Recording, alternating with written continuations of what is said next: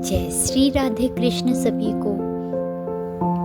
जन्माष्टमी आ रही है तो मैंने सोचा क्यों ना आप सभी को ब्रज में बनने वाला कलाकंद,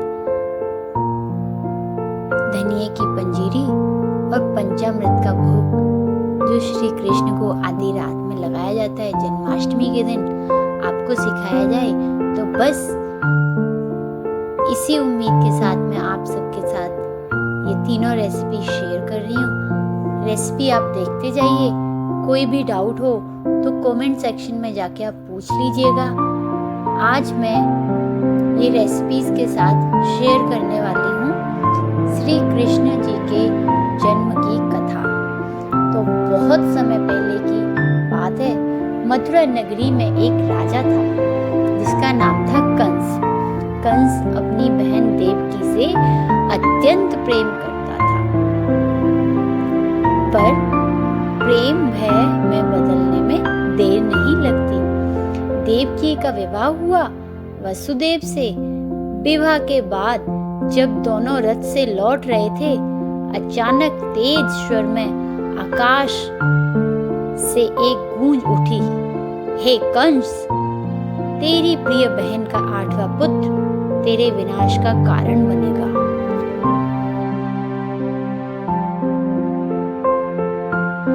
आकाशवाणी सुनते ही कंस बड़ी जोर से डर गया और उसको क्रोध आ गया। जैसे ही उसने अपनी तलवार उठाकर वसुदेव को मारने की कोशिश की, वसुदेव ने दोनों हाथ जोड़कर कहा, हे राजन, निर्दोष को मत मारिए। मैं वचन देता हूँ, मैं आपकी रक्षा करूंगा, हर संतान आपको सौंप दूंगा। कंस ने उसे बख्श दिया, मगर अपनी बहन और उसके पति को कारागार में डाल दिया। धीरे धीरे एक एक करके देवकी के 6 पुत्र हुए और कंस ने बड़ी ही निर्ममता से सारे बच्चों का वध अपने हाथों से किया। 7वां गर्भ भगवान विष्णु की माया से रोहिणी के गर्भ में चला गया और जन्म हुआ बलराम का। बड़ी खुशी के साथ फिर आया 8वां गर्भ। एक रात कारागार में अचानक दिव्य प्रकाश फैल गया। स्वयं भगवान विष्णु प्रकट हुए, वासुदेव और देवकी से बोले, तुम भय मत करो, मैं स्वयं तुम्हारे पुत्र के रूप में आ रहा हूँ, धर्म की रक्षा और अधर्म का नाश करने के लिए। तभी भाद्रपद की अष्टमी, जो कि अभी आने वाली है, जिसे हम भादो भी बोलते हैं, भादों की अष्टमी को आधी रात में घनघोर बारिश के बीच में श्री कृष्ण का जन्म होता है। चारों ओर सोए हुए पहरेदार, लोहे की जंजीरें सब अपने आप टूट जाती हैं, सारे द्वार खुल जाते हैं और वसुदेव टोकरी में बालक को रखकर यमुना पार करते हैं और नदी भी उनको रास्ता देना शुरू कर देती है। गोकुल पहुंचकर उन्होंने बच्चों को बदल दिया। यशोदा की नवजात कन्या को लेकर कारागार में आ गए और श्री कृष्ण को यशोदा जी के यहाँ छोड़ दिया।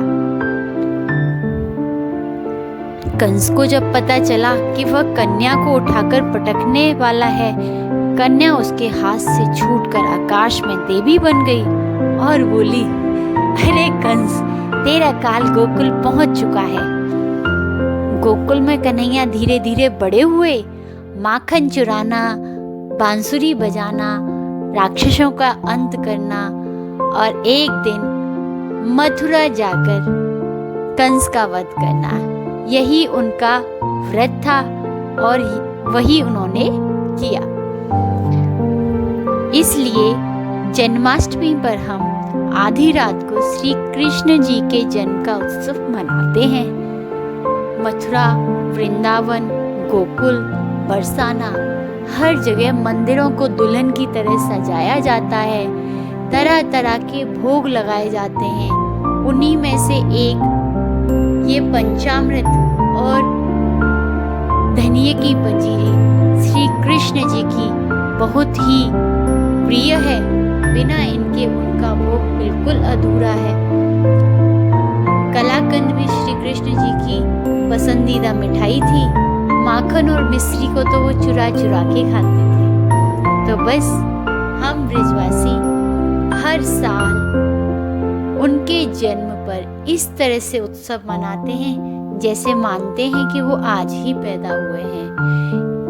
तो बड़े ही प्यार से, भक्ति भाव से ये सब बनाएं और श्री कृष्ण जी को भोग लगाएं।